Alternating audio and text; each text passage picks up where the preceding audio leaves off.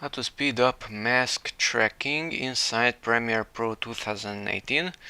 So Gaussian blur was applied to the entire video, and that blur was restricted to a small area using a mask. Here's the mask. Okay, and if I analyze this small little clip forward using this button, then the keyframes are being stored here and they are barely created, and the progress bar is barely moving also. So the problem with this one is that it's a 60 frames per second video. So if we stop it, this is barely moving.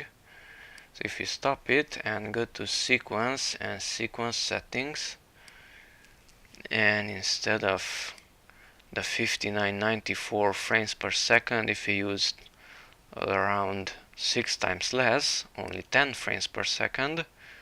Okay, and now if we analyze the video, then we should have a big gain.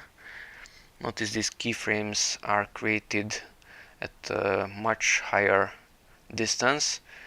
The gap between them is around 6 times higher here than here, and thus the video is analyzed much faster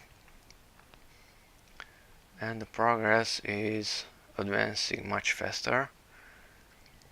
Okay, and after you have finished processing the video, you can put back the original frames per second, the almost 60 frames per second, and we're done.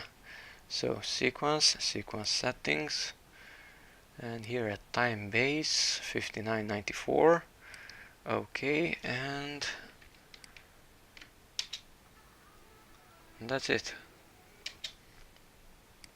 The video has been analyzed, tracked at a higher speed. Thanks for watching, bye bye.